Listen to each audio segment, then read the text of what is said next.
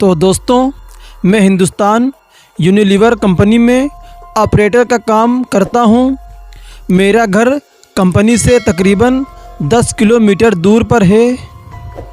और दोस्तों, मेरे पास एक बाइक है जिससे मैं अपने घर से कंपनी और कंपनी से घर का सफ़र पूरा करता हूँ। एक दिन ऑफिस से घर जा रहा था तो रास्ते में मुझे मेरे कॉलेज जिसमें मैंने अपनी ग्रेजुएशन पूरी की थी और उसी कॉलेज में मैंने अपनी पूरी पढ़ाई की थी, जितना भी मैं पढ़ा था उसी कॉलेज में मैंने पढ़ाई की थी। और उसी कॉलेज के बाहर एक लड़की दिखाई दी जो मुझे देखकर मुस्कुरा रही थी। फिर मैंने उस लड़की को ना देखते हुए घर की ओर निकल पड़ा। दूसरे दिन फिर वही लड़की मुझे उसी जगह पर दिखाई दी। वो भी मुस्कुरा रही थी और मैं भी मुस्कुराता हुआ निकल पड़ा। और दोस्तों, मैं ये बताना चाहता हूँ कि मुझे उस लड़की की प्यारी सी मुस्कान से प्यार हो गया था, लेकिन कभी मैं वहाँ रुकने की कोशिश नहीं की। और फिर वो लड़की कई दिनों तक मुझे वहाँ दिखी। और एक दिन की बात है कि एक दिन वो लड़की मुझे वहाँ नहीं दिखाई दी। मैं बेचैन सा हो गया, लेकिन मैं उसके बारे में कुछ भी तो नहीं जानता था, क्योंकि मैंने उस लड़की से कोई भी बातचीत नहीं की थी और ना ही मैंने उससे कुछ पूछा था कि तुम कहाँ रहती हो। बस सिर्फ वो मुझको देख रही थी और मैं उसे देख रहा था। इसीलिए दोस्तों, उसका पता भी नहीं लगा सकता था। मैं कई दिनों तक उस लड़की को नहीं देखने से बेचैन सा हो गया और मैंने सोचा, यार वो लड़की पता नहीं कहाँ है कि मुझे दिख ही नहीं रही है। फिर दोस्तों, ये सारी बात सोचते हुए मैं कई बार तो कंपनी से जल्दी निकलकर उसका इंतज़ार भी करता, पर वो लड़की मुझे नहीं दिखी। एक दिन मेरे मोबाइल पर किसी अनजाने नंबर से फ़ोन आया और मेरा मोबाइल बजने लगा। फिर मैंने देखा नया नंबर है। फिर मैंने फ़ोन उठाया तो उधर से एक लड़की बोली, हेलो। फिर मैंने कहा, हाँ हेलो, कौन बोल रहा है? हेलो, क्या मेरी आपको आवाज़ आ रही है? फिर उसने कहा, हाँ आपकी आवाज़ तो मुझे आ रही है। फिर दोस्तों, उस लड़की ने मेरा नाम पूछा और वो मुझसे बात करने लगी। और फिर उस लड़की ने बताया कि मैं वही लड़की हूँ जिसे तुम रोज़ बाइक से गुज़रते हुए देखा करते हो। फिर दोस्तों, ये सुनते ही मैं अचंभित सा रह गया। मेरे तो होश ही उड़ गए कि ये तो वही लड़की है। और फिर मैंने सोचा कि इसके पास यार मेरा नंबर कैसे आया और ये लड़की मुझसे बात क्यों कर रही है।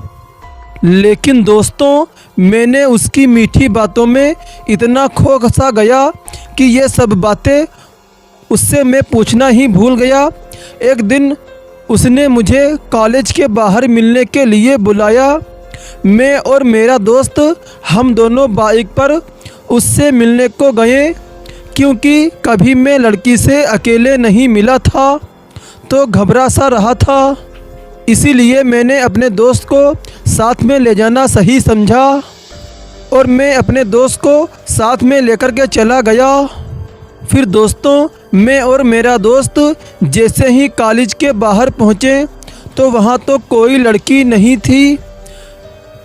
फिर हम लोगों ने काफ़ी इंतज़ार किया और मैंने काफ़ी फ़ोन लगाया, लेकिन उस लड़की का फ़ोन स्विच ऑफ था, फ़ोन बंद था। मैं घर लौट गया। अपने घर में घुसते ही फ़ौरन उस लड़की का फ़ोन आया। फिर मैंने देखा ये तो यार वही लड़की का फ़ोन है। फिर मैंने फ़ोन को उठाया और मैंने गुस्से से कहा, हम वहाँ पर आपका इंतज़ार कर रहे थे, आप क्यों नहीं आई वहाँ पर? क्या हमको पागल समझा है आपने? फिर मेरी बात को सुनकर उस लड़की ने कहा कि तुम अपने दोस्त को क्यों साथ में लेकर के आए थे? मुझसे अकेले मिलने आना।